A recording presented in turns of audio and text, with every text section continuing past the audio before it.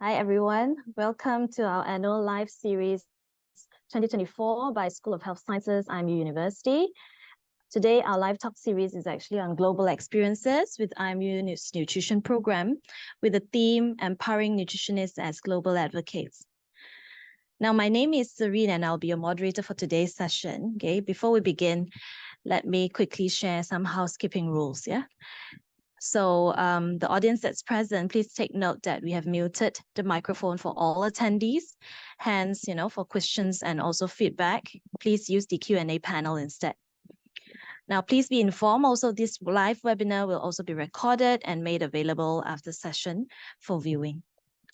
Thank you very much. Now, without further ado, let me begin by introducing what global nutrition and also global experiences is all about. Now, sustainable nutrition is an approach that emphasizes interconnectedness of food production, health, and also environmental stewardship. It is crucial for various reasons encompassing health, environmental, economic, and also social dimensions. Now, with that, greater advocacy is essential for advancing sustainable nutrition goals. Now, what are these goals? Okay, it includes no poverty, zero hunger, good health and well-being, responsible consumption, and also production. Now, all these goals are very much emphasizing the significance of nutrition and also well-being to the public. With that, nutritionist plays an important role in meeting these goals.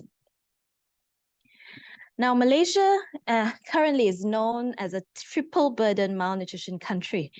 Now, what does that mean? It means that we are in a situation of overnutrition, according to the NHMS 2023 data. Malaysians are getting bigger, hitting 54.4% of the prevalence of overweight and obesity. As for undernutrition, we are observing, trends of stunting and also wasting. According to the National Health and Morbidity Survey for Maternal and also Child 2022 report, 1 in 5 children are stunted. That means that they are not growing according to what is meant in terms of height. And 1 in 10 children less than 5 years were found to be wasted. In addition to this, 46.5% of children were found to be anemic. All these numbers are indeed concerning. And the latest report that was released this week by UNICEF reveals harsh realities faced by residents of low-cost flats, those that actually lives in the Project Perumahan Rakyat (PPR) in Kuala Lumpur, where 8 in 10 families living in PPR flats in KL struggle to generate adequate income to meet their basic needs. So because of that, nutrition is critical for good health. Better nutrition is related to improve infant, child, and also maternal health, stronger immune system, better growth and development in children, and also lower risk of non-communicable diseases such as diabetes and cardiovascular diseases, and even longevity, in the adults. So being knowledgeable, skilled, and with multicultural experiences are essential competencies in 21st century nutritionists. With that, this webinar is aimed to introduce the global nutrition experiences and opportunities through the diverse sustainable nutrition programs that is existing, and also to address various nutritional needs at both local and also global levels. Today, we have invited 4 distinguished speakers with us, which will be sharing their thoughts with regards to matters on empowering nutritionists as global advocates. We have from the Lost Food Project, Daniel, who is actually the General Manager for the Lost Food Project. We have from Heights and Minds Foundation, Sidrit, and also Aina. And we have E from Deakin University, Australia, who is also our current credit transfer student in IMU University. And we have Lukman Fitri, a student from NT121 cohort of the Bachelor of Science with honors in nutrition in IMU University. Now, perhaps we would like to hear a little bit about your thoughts, Daniel, with regards to what I've just shared. Okay. But before that, okay, we want to have a quick get to know about those that's present here. Okay, tell us about yourself and what you do, yeah, in the Lost Food Project, Daniel.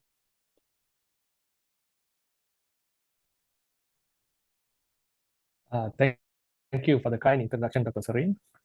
Firstly, I am very grateful for this opportunity and wish to thank IMU for having invited me to be a part of this interactive forum alongside a panel of experts who are all passionate about nutrition.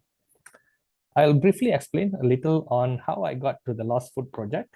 Before this, I was a seafarer on a cruise ship for over 15 years. I would say that my expertise lies in managing high volume, complex logistics involving people and supply chains. Earlier this month, I joined TLFP because of their noble cause and its impact on local communities. How does the idea of giving so much back to the community and enriching their lives with nutritious food call out to me? As the general manager, I oversee the operations from ground up, including stakeholder management. How does my day look like at the Lost Food Project? Basically, I oversee the operations of logistics, warehouse management, and distribution of rescued surplus food and goods to the local B40 communities. We interact and focus on building and maintaining strong relationships with various stakeholders, donors, volunteers, beneficiaries, benefactors, partner organizations, and government agencies, which are the backbone of our existence. Truly, building a solid foundation of networking with our partner agencies is the driving factor that keeps us going. I shall explain more details about the Lost Food Project in a while. Back to you, Dr. Serene. Thank you, Daniel. Yeah, that's wonderful. Okay, that you came from the sea, yeah, okay, to saving lost food. Yeah, that's a really shift. Yeah, okay, in terms of your profession and also your career, but what you're doing is really something that is needed in the community. Let's hear from Sidrid and also Aina from the Heights and Minds. Tell us a little bit about yourself and what you do in Heights and Minds Foundation. Okay, should I start, Aina? Okay, great. Yeah, so first of all, thank you so much, Shireen, for having us here at the talk with IMU. It's very nice that we can share like the story of Heights and Minds and also a bit about our global nutrition experiences. So that's very nice. So my name is Sigrid. Originally, I'm from the Netherlands, but now I'm based in Chiang Mai, Thailand. And I have a background in nutrition and a master's in global health. And actually also me, when I was a student during my bachelor's in nutrition and dietetics, I had the opportunity to go abroad and participate in a project in a community in South Africa and later on also in Zimbabwe. And during my master's, I also had the opportunity to do an elective in India, more specified on maternal and child health. So over the years, I got more experience and more knowledge about, working in the maternal and child nutrition field and also learning more about the first 1,000 days of life. And luckily, after I graduated my master, I could start working at the Heights Minds Foundation, which is focused on the prevention of chronic malnutrition in those very essential first 1,000 days of life, the period from pregnancy until the child's second birthday, because that's the period where children grow at the most rapid speed than any other time in life. And therefore, nutrition is super important because they need all of those nutrients to grow and develop well. So now I've been working at the Heights and Minds Foundation for almost 4 years now. I'm responsible for the whole design of the training program for the minds or projects we have worldwide, as well as responsible for the implementation of our projects in Uganda and Africa and in Cambodia here in Southeast Asia. So over to Aina. Thank you so much for the introduction, Sigrid. First of all, I would like to express my gratitude for inviting me to this webinar and giving me the opportunity to share my experience. So my name is Aina Adlina. I've graduated with a Bachelor of Science with honors in nutrition from MSU in Shah Alam. And I've been with the Heights and Minds Foundation for 1 year and 2 months now as a coach, where I train the targeted community among B40 community with nutrition knowledge, especially focusing on the first 1,000 days of life. other than that, other than HMF, I also work with another NGO called Kembara Insani, where I do voluntary works with them as well. So the latest work that I've done with them is actually this morning, I gave a talk about stunting towards the urban poor community in Setapak, KL. So my work with HMF is giving trainings to the targeted community using the training materials that Sigrid have done before. So I guess that's all for my introduction. Thank you. Over to you again, Dr. Serene. Thank you, Sigrid and also Aina, for letting us know what you're doing, in Hearts and Minds. It's really important to address matters with regards to malnutrition in children, because they are our future generation, and that's something that we appreciate what is done by Hearts and Minds Foundation. Now, before we discuss a little bit more about what is done in the organization, we would like to also get to know E. E from Deakin University. Why are you here and what are you doing? With IMU University, perhaps can hear Sure. from you a little. Thanks, Dr. Serene. Hi, everyone. I'm from Deakin University from Melbourne, Australia. I got a scholarship from Australia to study abroad at International Medical University, doing a Bachelor of Nutrition Science. I started last year with the cohort with Fitri, and we became good friends, and we just hang out a lot, and that's good fun.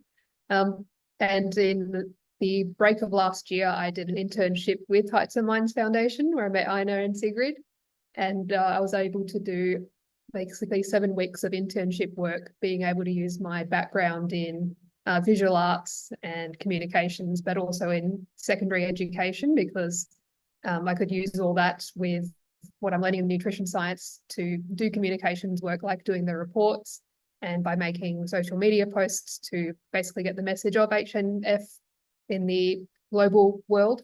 So by learning about the NGO basically workings of everydays, that I could use that as my future goal to get into more global nutrition and health work. And yeah, that's me for now. Wow, thanks, E. How about Fitri? Fitri with IMU University. You've been with us for the last 3 years, and you're in your final year, isn't it, Fitri? Yeah, thank you, Dr. Serene, for having me. Yes, I'm actually in my final year right now. Me and E had the same classes last year. And right now, for the past 6 months, I've been doing my practical semester initially at a local government clinic. And I had the opportunity to observe their local programs regarding nutritional intervention, particularly about malnutrition, especially among pregnant mothers and also children. And also lately, being from a sports background and very much into sports, I've been doing my internship at the National Sports Institute of Malaysia at ISN right here in Bukit Jalil. Wow, seems like that's a lot to share from what you have just mentioned. Yeah, perhaps we come back to the theme and the discussion of the current nutrition scene. Again, the activities. I understand that whatever that I've mentioned with regards to malnutrition that is existing, with regards to obesity, with regards to stunting and wasting. Perhaps we could listen and also hear a little bit from the Lost Food Project. What are your thoughts with regards to what I've shared on the current nutrition scene in Malaysia and globally? I know that the Lost Food Project is using this hashtag, feed the hungry and not the landfill. Okay, I can see it right behind your background of your virtual screen. And you use this often, on social media platforms and so on. So what is this tag all about actually? Thank you, Dr. Serene. But probably I will share first our thoughts on the current nutrition scene in Malaysia and globally. Okay, of course, I am speaking to a group of excellent students who have chosen a career in nutrition. So all of them probably have these numbers at the back of their hand. Anyway, I'll run through some vital numbers that relate directly to the work that we do.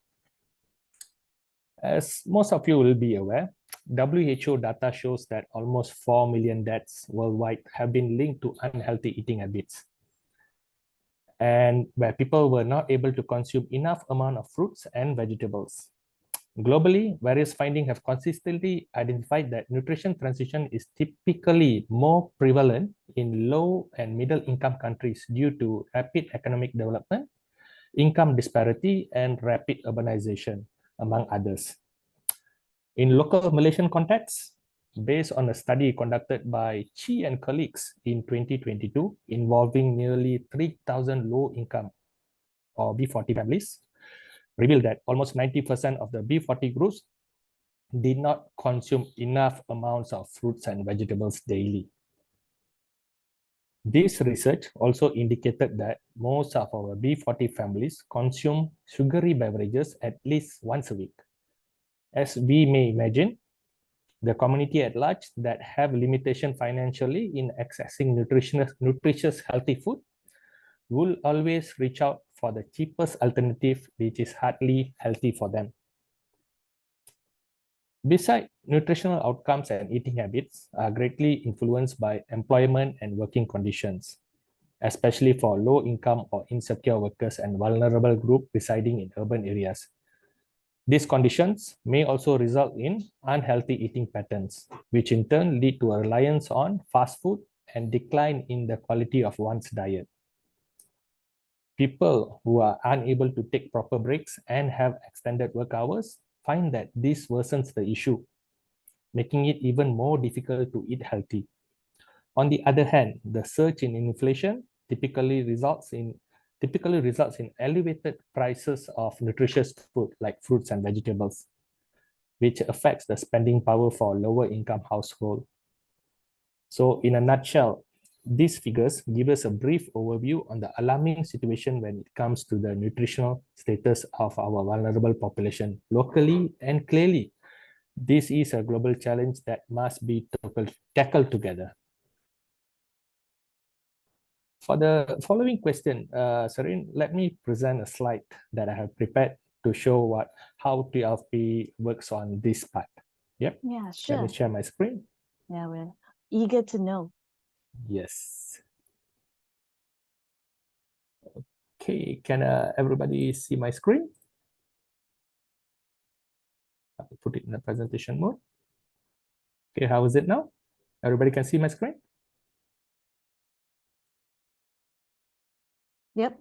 Okay, thank you. So back to your question, Serene. You're asking about what's the meaning of the hashtag "Feed the Hungry, Not the Landfill" on our social media platforms.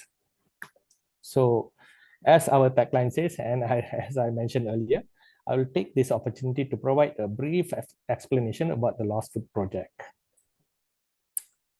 Who we are. The Lost Food Project is a food rescue organization.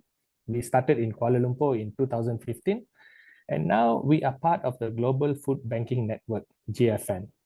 What we do, we rescue surplus food and goods from suppliers, manufacturers, and vendors, and redistribute them to those who need it most.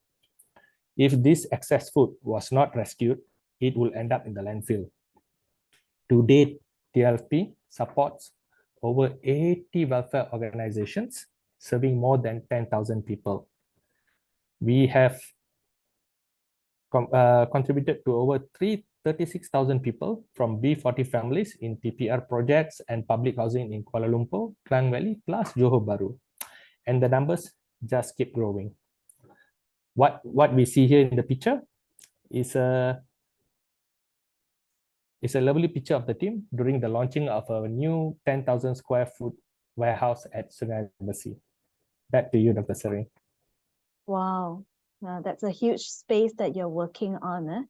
And also, okay, you have a huge team that I can see here that is contributing to the Lost Food projects. So what types of food actually do you rescue? Okay, since okay, it's mentioned here that, you feed the hungry. I would presume that you're actually, rescuing food so that, at the end, it doesn't end up in the landfills. Am I right to say? Yes, that is very true and very correct, Dr. Serene.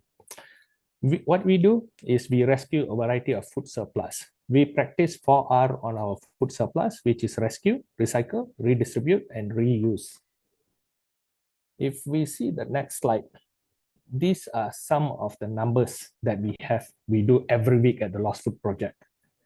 We rescue over 43,000 kg of food surplus, which consists of fresh produce, vegetable and fruits from Pasar Borong Selayang. And also this is including processed food, personal care items, and also surplus breads from over 50 bakeries. When those unsold breads at the end of the closing time or something like that, we have our volunteer drivers who go and pick up the bread and redistribute back to the charities. All in all, we distribute over about 124,000 meals that support nearly 25,000 B40 families. And we also, in terms of environment, we have prevented nearly 110,000 kg of carbon emissions. Wow, that's a lot. Yeah, I get that you're actually doing. So these are the photos, Yes. Yeah. Okay, to share some of the photos that you can see, like this place, this is Pasar Borong over here. This is our Pasar Borong Selayang. We do daily collection over here, 6 days a week. We cannot do 7 days because Pasar Borong close on Sunday. If they are open on Sunday, definitely we will do also. But again, the number that we daily collect, it can range from 3 to 16 ton daily collection. And we do multiple deliveries because we have about 4 trucks, 3 5-ton chill truck and 1-ton normal truck to do this operation. And the deliveries, as I mentioned, is going to be 6 days a week. Oh, 6 These are days a the week. Yes. So these are some of the Pasar Borong area. Do you see the one big pallet here? These all are imported cabbages that if we don't rescue, it will go to the landfill. So these are the nutrition parts of value of it that we can help people, especially the B40 communities. And what you see in the below here is some of the PPR projects that we distribute. So you can see here people are lining up to collect the vegetables and everything. And good thing is we let people to take what they need. We don't tell people that, oh, you only can take this, you only can take this. We line up all the items and people take what they need.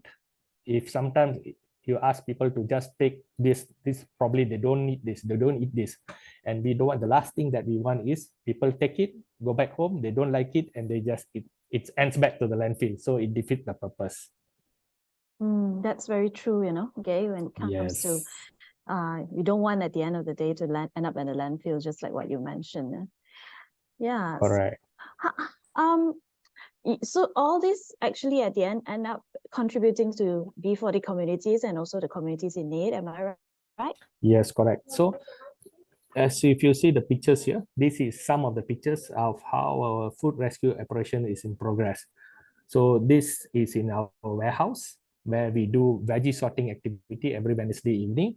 So and it's solely volunteer based. And the next following day, on Thursday, we have food surplus collections by the charities, soup kitchen, shelters, and care homes, where they will come over and collect. And also our Thursday activities, we always do CSR activities with corporate. And on this, our third quarter is already fully booked, and the next quarter slots is already filling up pretty fast. Yeah. And wow. Yes, back to you, Dr. Serene. You can continue. You were Oh, saying. all right. Okay, cool. Okay. So I think you might have the next question on how a nutrition trainee can contribute to our activities. I'm very curious, okay. Do you see a role of a nutritionist in what you do? How is it that, nutritionists can contribute to these activities? I can see that what you're doing is very nutrition related because you are at the end, giving to the community what they are needing. But do you see a nutritionist playing that important role also in your organization? Yes, definitely. To the question how anyone can help us and help others, we always welcome food and good surplus, donations and funding, and of course, anyone who can contribute their time and talent to our volunteering opportunities.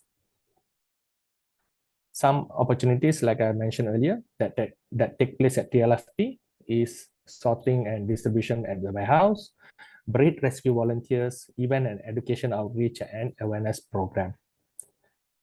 And if you see the next slide, These slides presents our lost food heroes, all our volunteers that are featured in our social media, as they always keep coming back with a smile.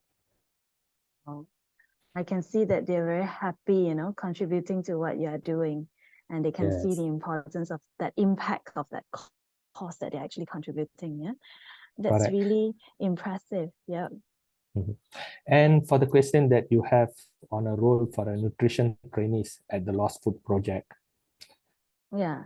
Okay, data is very valuable to us, and this is where we welcome nutrition trainees to conduct research, for example, health assessment in the community where we operate or new potential locations. So nutrition trainees can play a very crucial role in our organization. You see, everything that the TLP does is based on evidence. And it is time consuming and labor intensive to produce rich data that can translate into constructive actions that benefits the community. If anyone is looking for an internship at TLFP, you are most welcome, and please get in touch with us. Please feel free to scan the QR codes and follow us on social media. Impressive work that is done, yeah, okay, with the Lost Food Project. And okay, I can see that we can definitely contribute back to the community by engaging ourselves with the Lost Food Project. Okay, other than all the vegetables, I can see that you also have the processed food like milk and breakfast cereals and bread. Okay, all these are meeting the nutritional needs, especially the ones that have been hungry. Now, we would also like to hear from the Hearts and Minds Foundation, what do you think, is the current nutrition scene and how it is impacting children in terms of growth and development? Yeah, maybe over to you, Cedric. Yeah, so I think it's best if we then also share our slides. So I know if you can share, that would be great.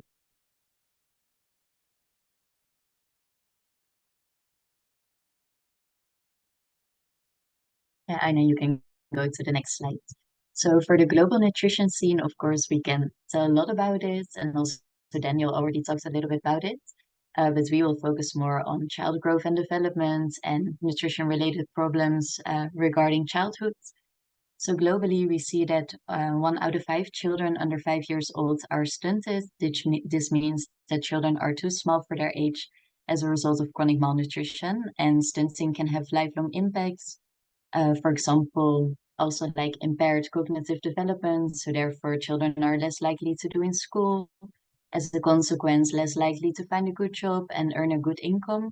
So it's very important that we prevent stunting already within those first 1,000 days of life from pregnancy until the year of 2. When we look at low and middle income countries and the diets of children, of all children are not receiving the minimum meal frequency, that means that they are not receiving enough meals during the day to fulfill their nutritional needs.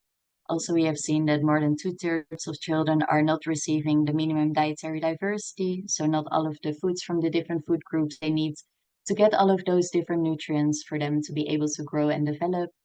And also, if we look at both of them, the minimum meal frequency and minimum dietary diversity, 5 out of 6 children are not receiving a minimal acceptable diet. So that's the combination of the two. So research has shown that the quality of children's diets is more important before the age 2 than any other time in life. So already starting in pregnancy, children get used to the flavors of the mother's diets. So if the mother is already consuming a healthy and diverse diet, they already get used to those flavors. And then during the early years, they are more accepted to those kind of foods and hopefully then also healthy foods. So appropriate complementary foods, so from the age of 6 months onwards, alongside breastfeeding and feeding practices in general for infants and young children, contribute to child survival, growth and development, because they have been developing and growing so fast in those early years. Also prevent micronutrient deficiencies, for example, vitamin A deficiency or iron deficiency, and prevent morbidity and obesity later in life. And this is also something, we would like to contribute and invest in as the Hearts and Minds Foundation. So really promote those healthy feeding practices already during pregnancy and those early years.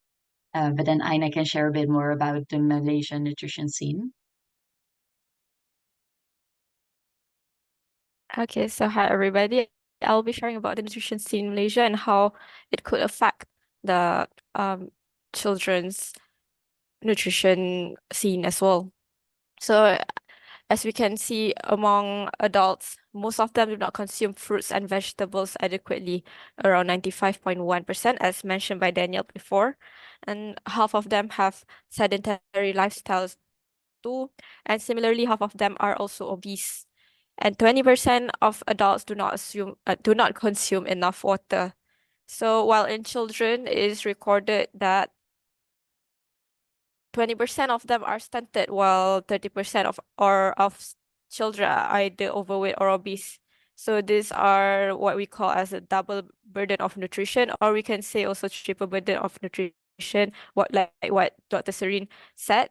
Another is undernutrition, and the correlation between these two age groups, adults and children, in this case parents, are because dietary habits will influence the children's dietary habits as well. The adults will influence the children's, because the children's first role model in their life are their parents, and they first learn about eating behaviors at home with their family.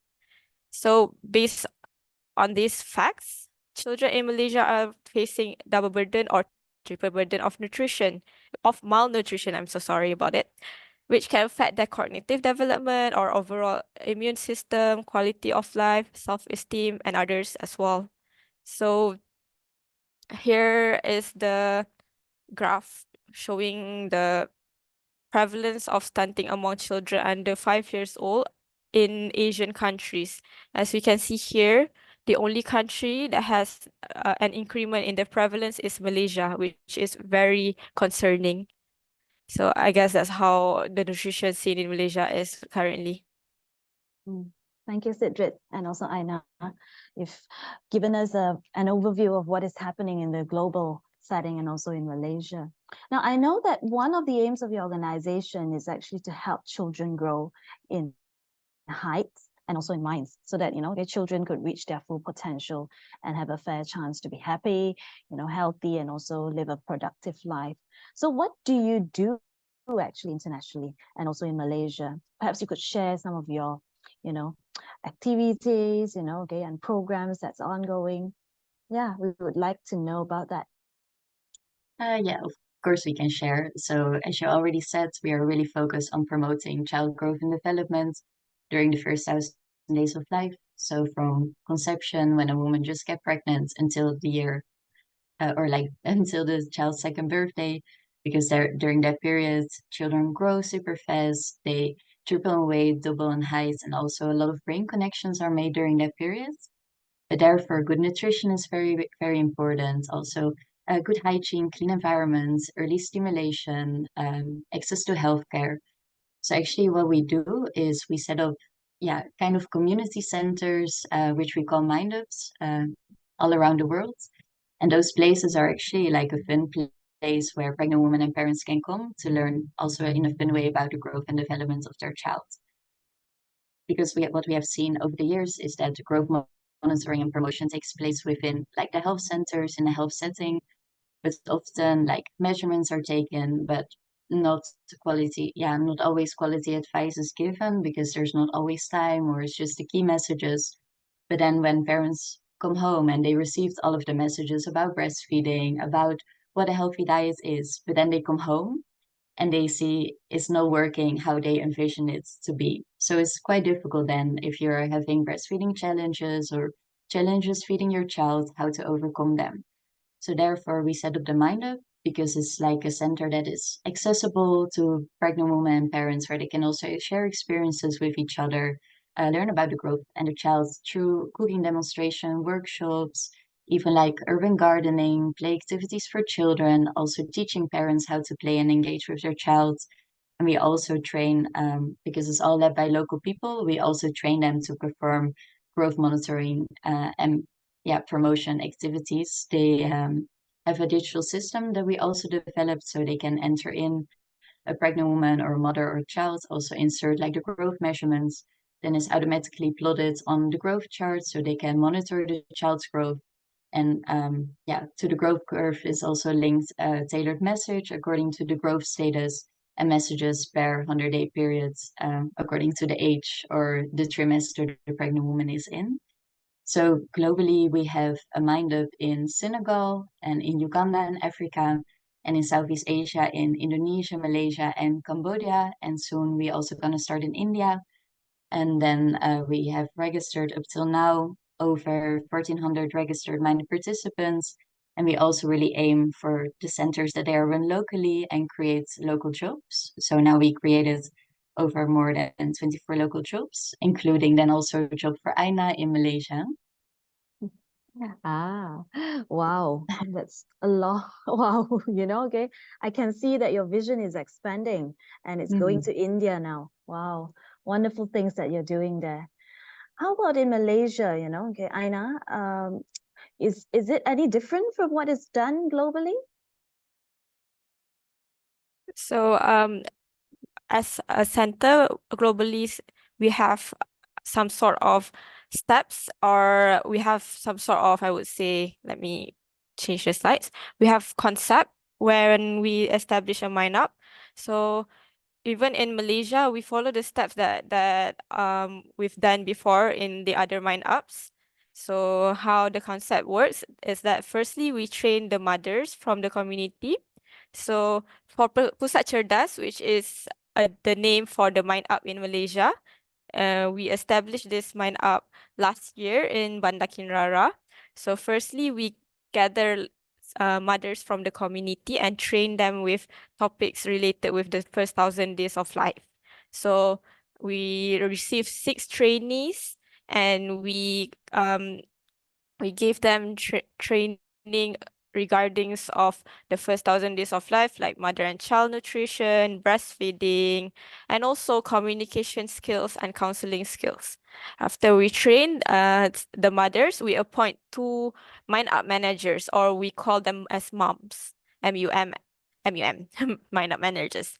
So after appointing the 2 Mind Up managers among the community, they are responsible for the daily operations of Mind Up of Mind Ups. So we have moms from Uganda, we have moms from Senegal, from Cambodia. So in Malaysia, we have 2 moms.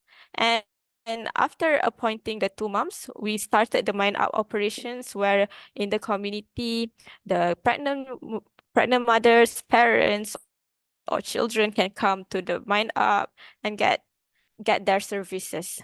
So what about the services that we provide? Here are the services that we provide in the Mind Up. Firstly, the Mind Up concept is having GMP, which is a short for growth monitoring and promotion.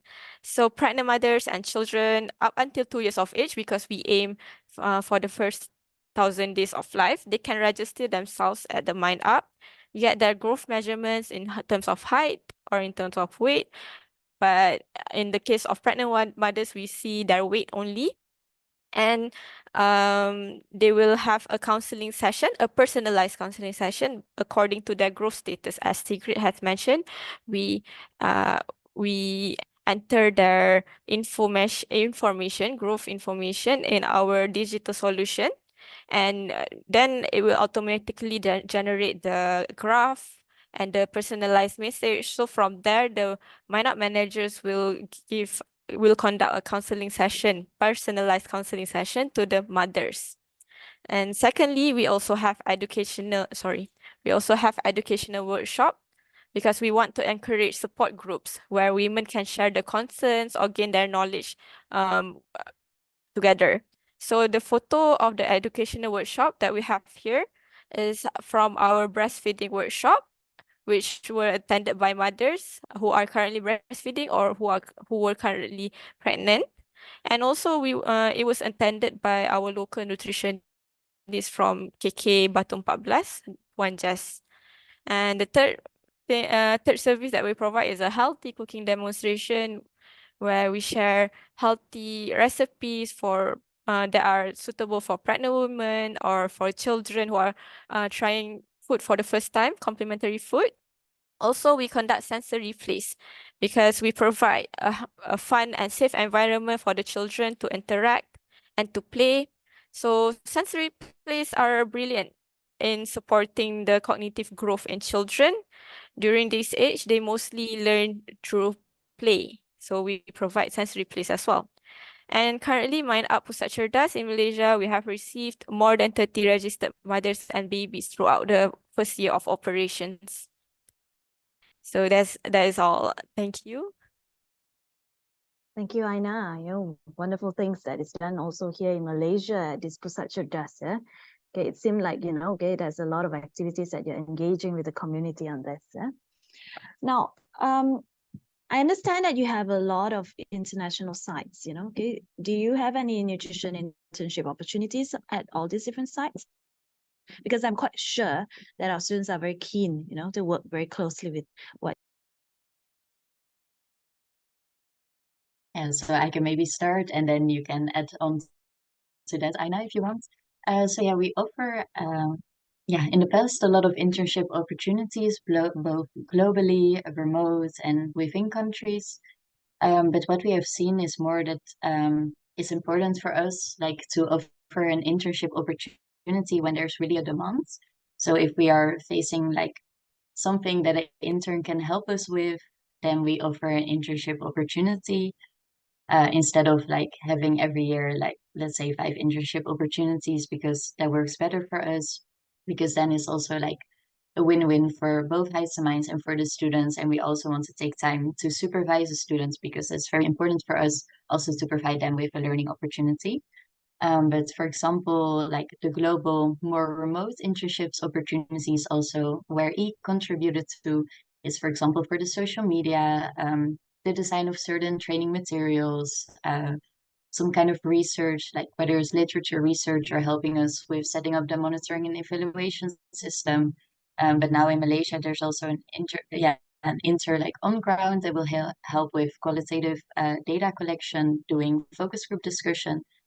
So it really depends on where there's a need, but we can always see if we can make it work and if there's like how do you say, like a connection between us and between the intern, and then we can also see what are their interests, what they would like to do, and then we can also come up with an internship opportunity. But if you're interested in doing an internship at Heights Minds, please feel free to contact us at info@heightsminds.org or contact us via our website. Yes, because then we can always see if there's an opportunity. I don't know, Aina, do you want to add on to that? And also, of course, you will share your experiences with having internship at Heights Minds. Yeah, I think it's enough. That was nice already. Oh, thank you so much. It seems like, you're open, okay, with internship opportunities. And, of course, when there is a need, okay, that's where we collaborate and we work together. So you mentioned that E was actually with Heights and Minds. I understand you did an internship with Heights and Mind, E. Was it sometime in December last year? Are you still supporting this organization? Perhaps you could share a little bit about your experience. Yeah, sure thing. Hi, everyone. So I began an internship in between the 2 semesters that I had last year. So that was in November through to January. And I actually continued to stay on as volunteer just because it was such a good experience and that I just wanted to keep going on, and they took me on. So that was nice. So it was basically crafted around what both HMF needed and what I needed and what I was hoping to get out of the internship. So that, like Sigrid was saying, it's basically, it's a win-win for everyone. So that's why I highly recommend it and why I decided to stick around. So for context, I used to work in secondary schools as a food technician doing food science and cooking classes. So part of my background of both comms work and visual arts is actually education as well. So I have a interest and passion in like making sure kids are able to grow up and be nutrition literate, but also cooking literate. So which has great profound implications on health and development of the future generations. And so the nature of my internship was as a mobility student, because I was both traveling and also going in between places. And also the Pusat Cerdas was still, I think, in the makings of basically establishing. So it worked very well for everyone that it was a mobility style. The first goal of the internship was to get a deep dive and workings of nonprofits, understanding the everyday processes and policies and best practices, because I hadn't experienced global NGOs firsthand before, so that was important for my internship. And second goal was to hone my writing skills, time management skills, and meet professional standards of non-profit work. And the third goal was, and one of the most important things for me to learn, especially as an international student and exchange student, was to develop the cross-cultural communication skills by learning the stories and backgrounds of people working in the different countries of the Mind-Ups.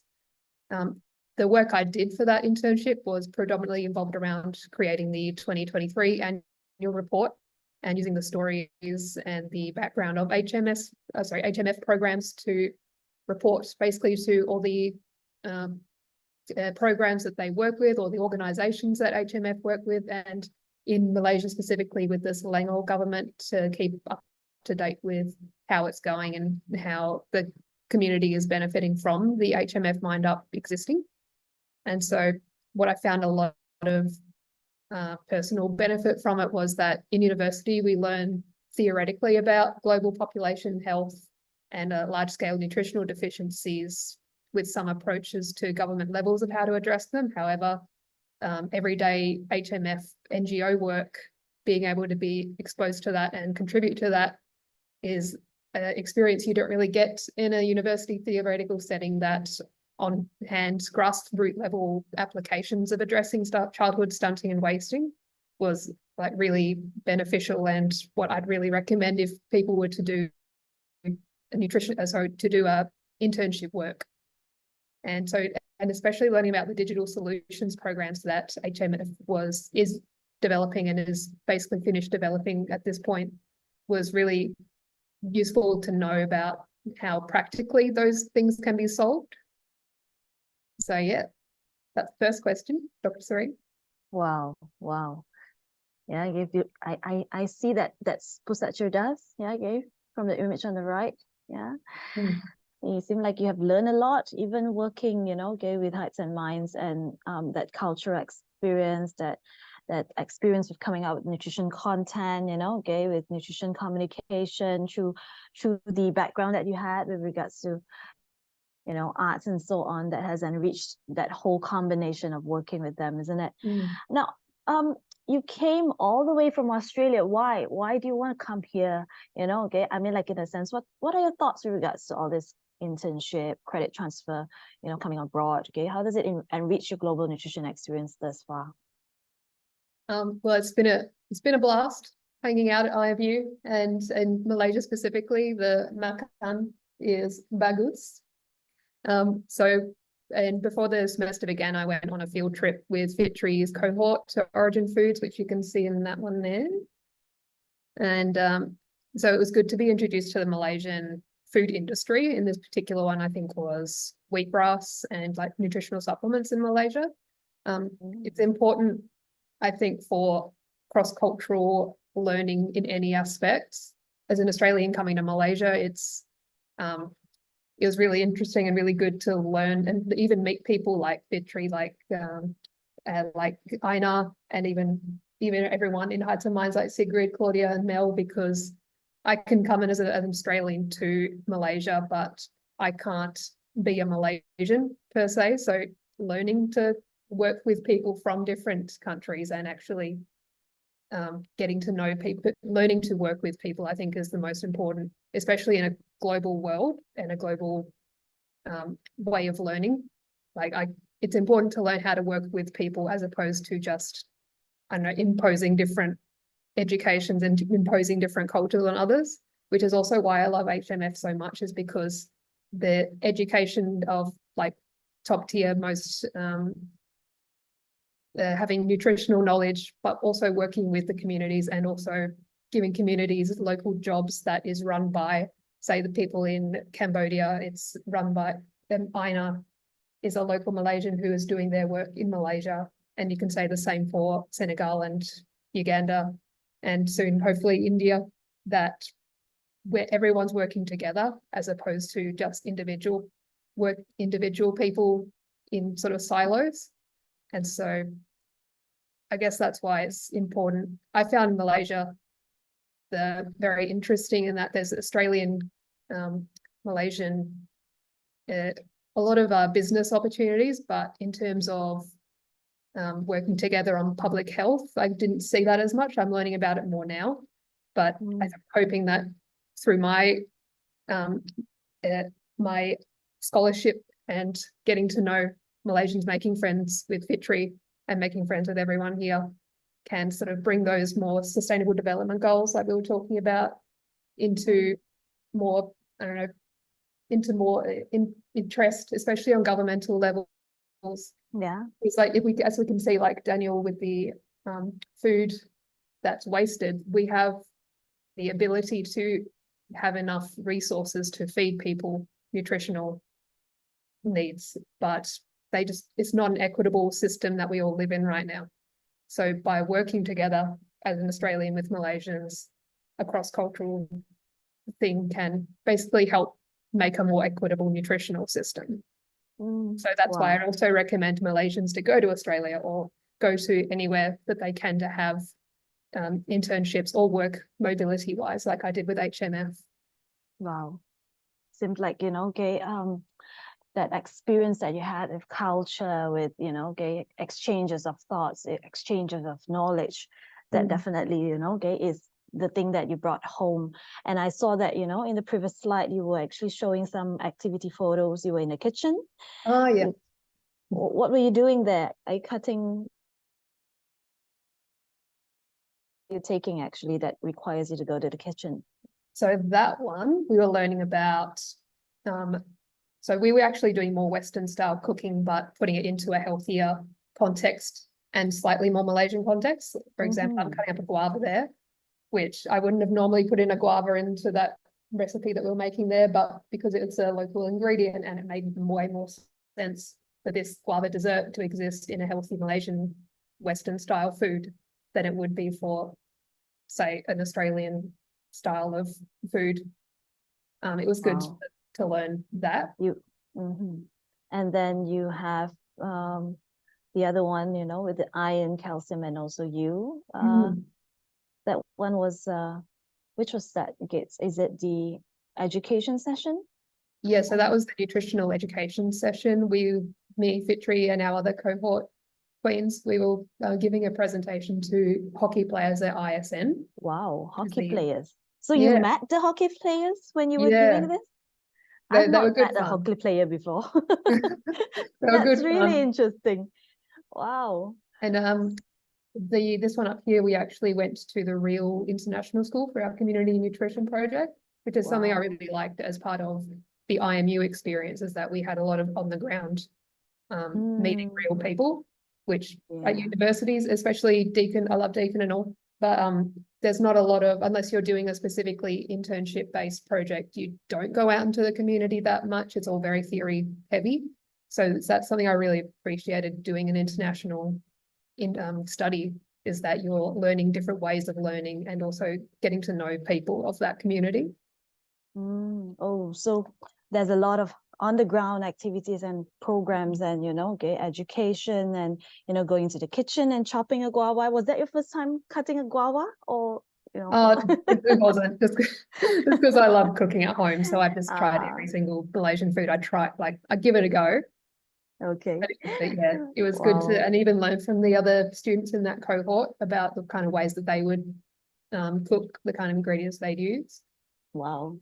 Seems like, the activities and the modules that you've taken has enriched also your experience. Oh, wow. This is a very beautiful compiled images of, were these, places that you went while you're being in Malaysia? So I've only been in Malaysia just over a year, but the fact that I've been able to travel so much while at the same time learning, for example, in Hanoi here, I was doing the internship at HMF. So I did the weekend in Ha Giang on a motorbike and then went back to Hanoi to continue my internship. So I'm like, that's like, what an experience that no one else would be able to do, Wait, where was your internship? Your internship was in Vietnam? No, And- it was online. Oh, so while you're doing your internship, you actually traveled at the same time. Yeah. That's very interesting. Yeah. Wow. And So I can see highly that recommend. I can see you enjoyed yourself so much while being here in Malaysia. Yeah. Mm. So that's why so this is just me being an Australian traveling overseas. I can also recommend Malaysians traveling wherever to do mobility internships, because why not? Like Yeah, live life so while also learning at it's the like learning and also traveling at the same time. So I Mm. guess that's the plus point of going for internship overseas, isn't it? Yeah, Wow. exactly. Wow. Perhaps we could hear a little bit from Fitri, give Fitri from IMU. Yeah, he's actually with us and he was in your class, E. Mm. Yeah.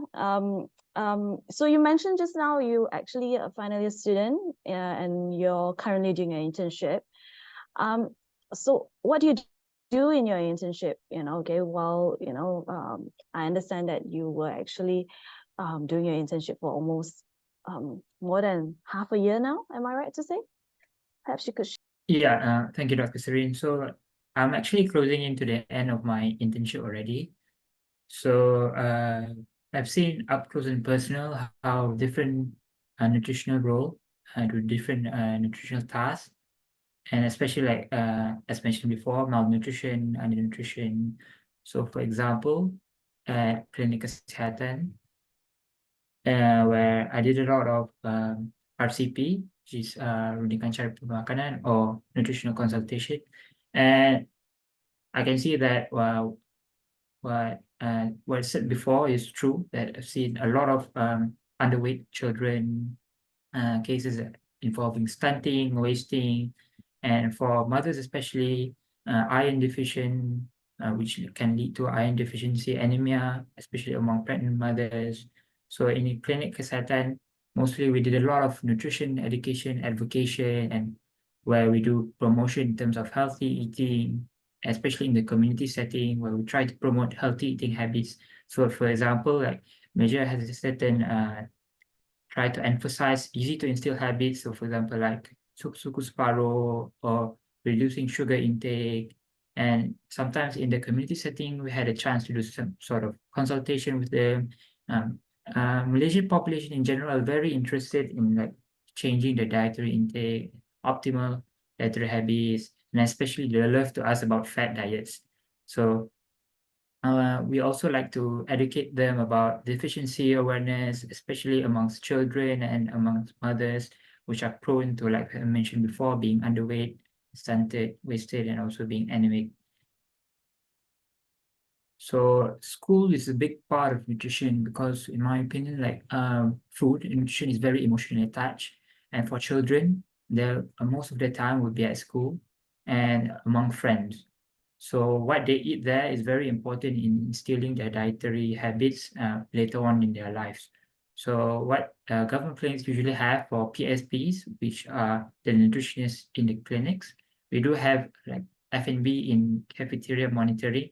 So they have a standard menu planning guideline that usually give to the canteen operators and some sort of module for food preparation. And we do some sort of monitoring once in a while to check, usually twice a year, whether they comply to this.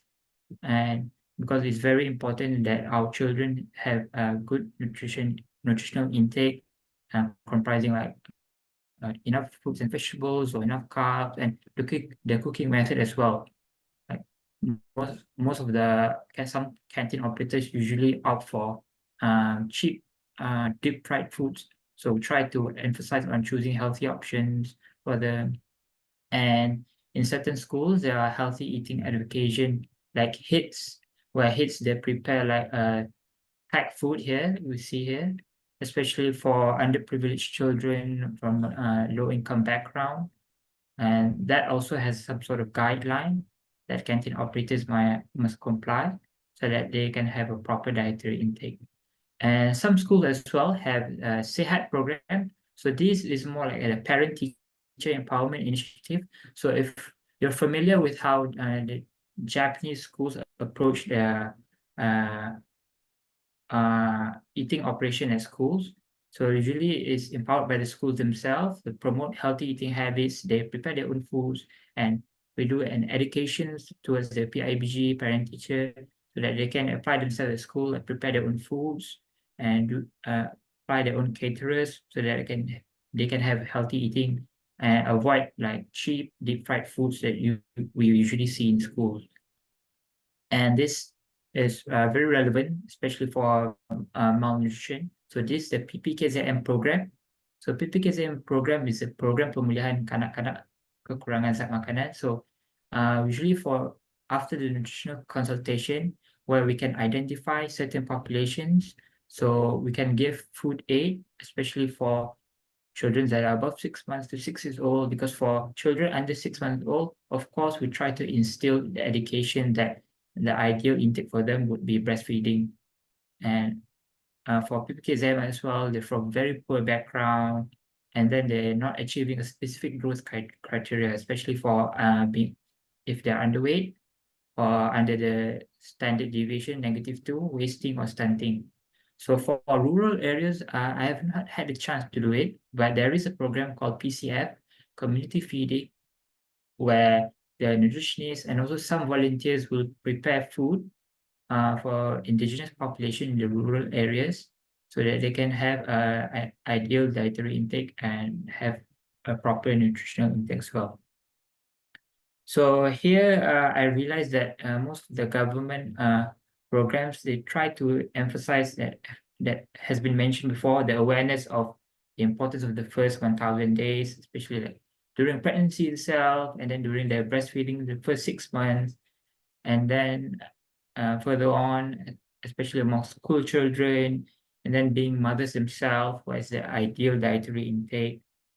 And then we try to gradually instill during the nutritional consultation and their dietary habits, what can be made consistent, because of course, nutritional intervention is not just a general advice or general education, it must be very individualized, because some people have different backgrounds, as mentioned before.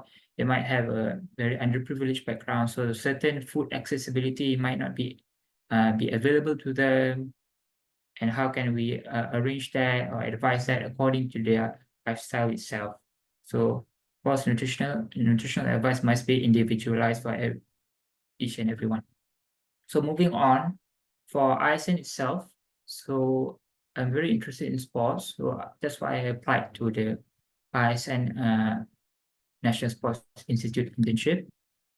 So in sports background, nutritionist plays a role, some sort of like, if you're an theater, you play the background role, the sportive role, but it plays a big impact in terms of their performance.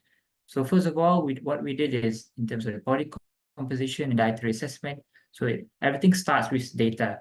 So the use of a BIA machine and then body composition assessment, you can see here. So for athletes, they're very particular and very specific. They want to know their body fat percentage. So, and then from that data, we can do some sort of dietary recall, and then we do a menu plan according to the training program. So every sports have different needs, and every sports have different requirements, especially sports that have certain weight categories or certain goals like hypertrophy or increased muscle mass, especially for high endurance athletes, and of course, skilled athletes that is more technical, such as bowling, archery. There's not much in terms of like high energy intake, but we do emphasize on keeping a healthy range. So that's important as well. And of course, education for athletes. So you might be surprised, being an athlete, you might think that athletes have a good understanding of nutritional intake because it affects their performance very well. But as we can see here, that some athletes, especially junior athletes, they might not be familiar, especially in terms of macronutrients and supplement use, because of course, as nutritionists, we want to prioritize food first philosophy, but we do have to have an understanding in terms of what goes into the supplement, and then how can we arrange that for their optimal intake, and of course their hydration, because they have higher energy intake and hydration use rather than the general population. And of course, to have this understanding, we need to initially have this understanding of the sports itself as well. So even though that we are from a nutritional background, it doesn't mean that we have to limit ourselves to only nutritional knowledge. because from the understanding of what they do each and every day, like we mentioned before, nutrition is very individualized. We need to have an understanding of their habits, dietary habits, and hydration habits, so that we can arrange their pre-training, during training, and post-training recommendation as well. So that is all from me. Thank you, Dr. Serene. Wow. Wow. Wonderful experiential learning that you have, that, okay, both at the clinic, the community clinic, and also at Institute Sukarnegara, okay, the National Sports Institute. I guess, okay, I can see that you really enjoyed the internship program that IMU University has offered to you. Yeah, okay. And on top of that, I heard that you will also be going abroad for 2 weeks to Jakarta, am I right? To be attached to Simeo Racfon. Sometime in October, isn't it? After hearing from E's sharing of an overseas experience, okay, how do you feel about this opportunity? How are you excited about it? Okay.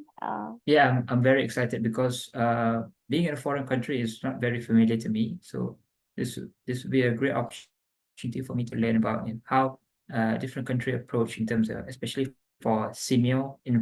This year is about environmental nutrition, especially amongst the community.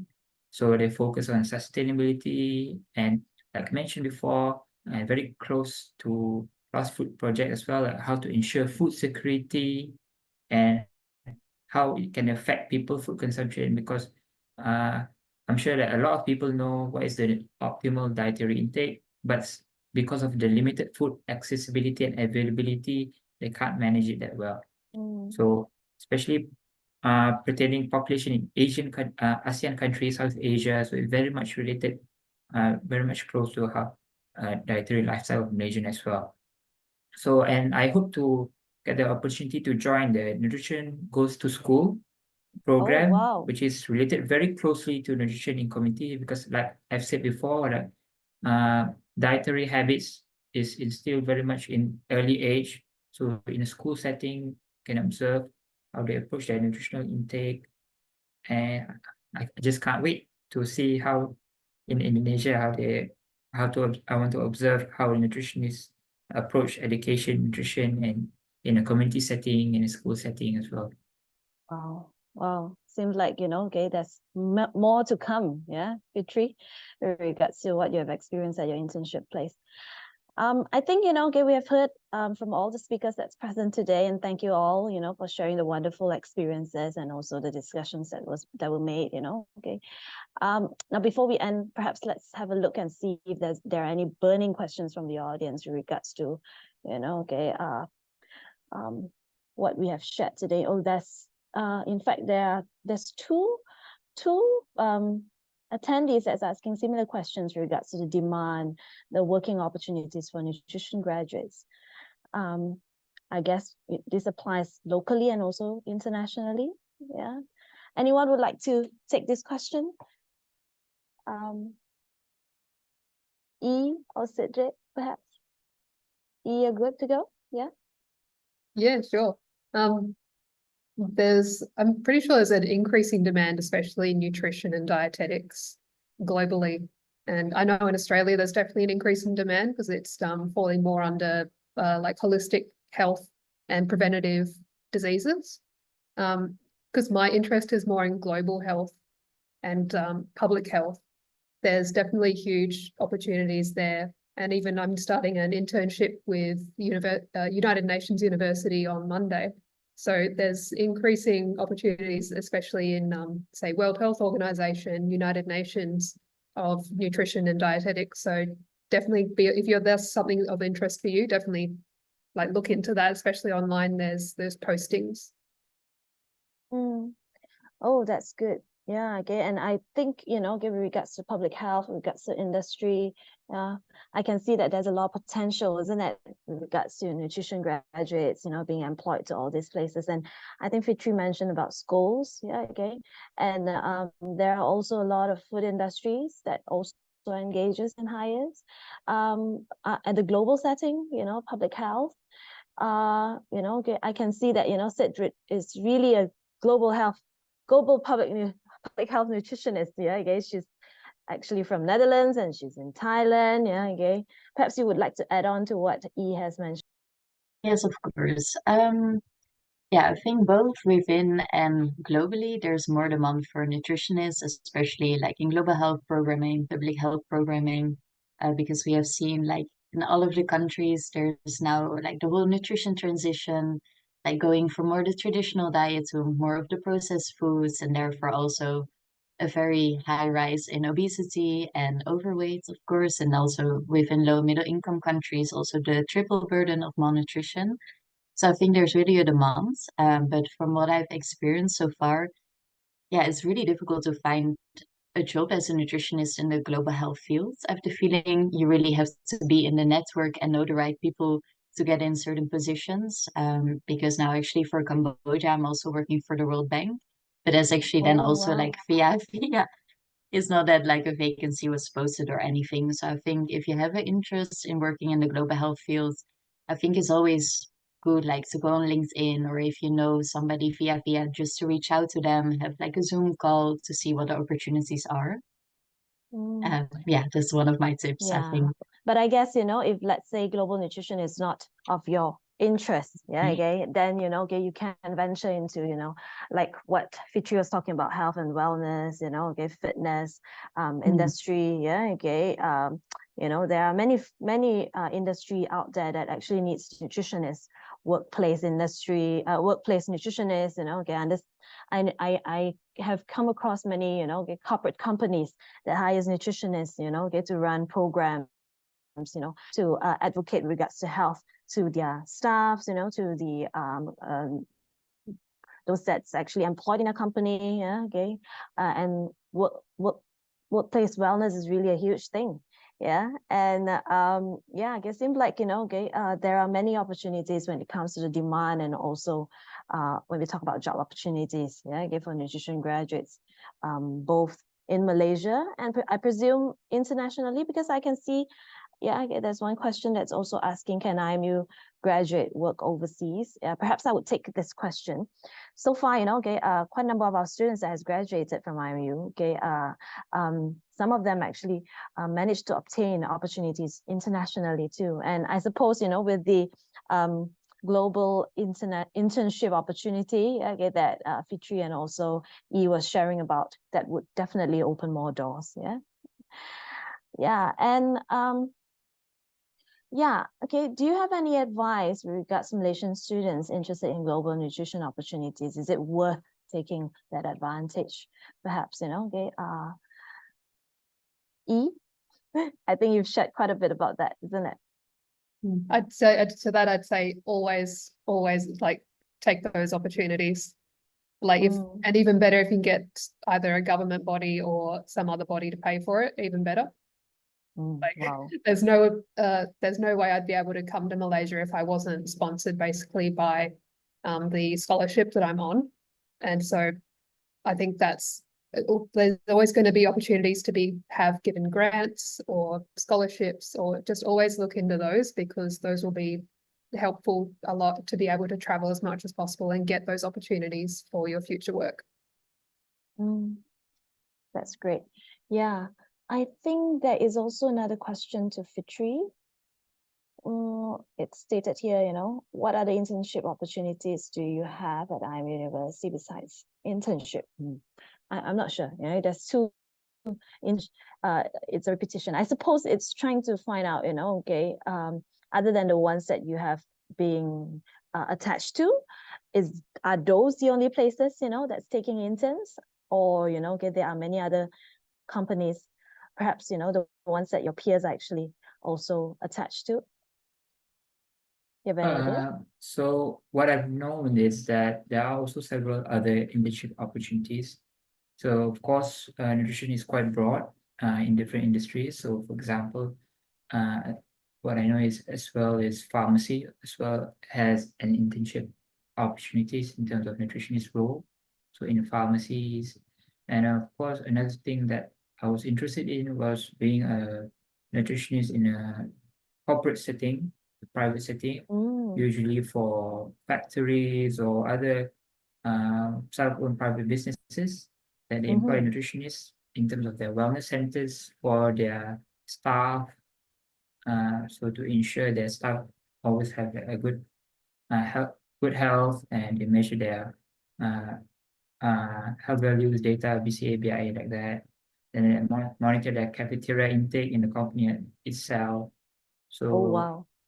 I know that there's, like you mentioned before, wellness centers are up and coming here in Malaysia all around. So not just limited to specifically big companies that instill the nutritionists, but also like specifically wellness centers here around Malaysia. So even pharmacies actually hire nutritionists. They don't just hire pharmacists. That means, the nutritionists actually work there too. I suppose, it's because of the health products that, and also the services that provide with regards to nutrition education and counseling and, health promotion programs. Yeah. Okay, that's very interesting. And I can see that, the profession is very versatile. Yeah, perhaps, one last question. Okay, I would like to pose this to Daniel. Daniel, okay, you've shared so much about what the organization is doing and so on, right? Okay. I'm actually interested, to actually have a visit to your place. Do you welcome educational visits, tours as volunteers to your warehouse, perhaps? We definitely do. Even in fact, just last Monday, we have a group of Australian students from Swinburne University. They came in, they visited our warehouse. Yeah, Swinburne. They visited our warehouse. They looked at the sorting process and everything. We brought them for a tour inside the warehouse, everything, and explained to them what happens from point A to point B to point C. And thereafter, they went to one of the PPR low-cost housing to see for themselves what's going on over there, how the distribution works, how the crowd management works, how we organize things, how we arrange the vegetables and fruits, how do we manage equal distribution to all those people that is coming there. So everyone is welcome to our warehouse to see what we are doing, and at the same time to volunteer as well. And again, like what I mentioned, if anybody want to do some internship, because there's a lot of opportunity there. If you have to do something for your thesis or things like that, you have some subjects that you want to do, there's always a good opportunity for collaboration on this part. Okay. I look forward to bring our students there. Yes. Yeah, again, and I'm very sure, those that's coming from Deakin, or even, those that's part of Hearts and Minds would be very curious of what you do and would like to visit. Yeah, okay. Now, perhaps I could, wrap up with what we have shared today. Yeah, okay, we have learned a lot from all the speakers present. Indeed, it was, there is a great need for nutritionists locally and also regionally. Yeah, okay, especially in helping to eradicate malnutrition, the rise in non-communicable disease, and so on. Now, I would also like to share. Yeah, okay, IMU University, Bachelor of Science with honors in, nutrition program is now offering, a 4 weeks funded global international exposure, and that's the funding that you were talking about, so IMU is actually going to fund that, for that 4 weeks internship opportunity, so that our students will be able to also have that international exposure and experience once you join our program.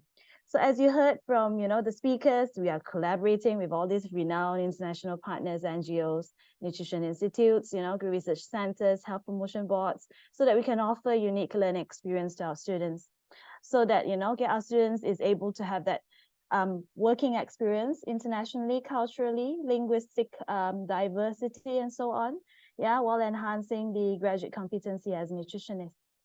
So for those who are interested to learn more, do reach out to us and come on board soon. It's an opportunity not to miss. And thank you once again to all the speakers that were with us today throughout the sharing. Looking forward to meeting you in person in IMU University. All right. I think that's all from me. All right. Bye. Bye to all the audience, and thank you to all the speakers.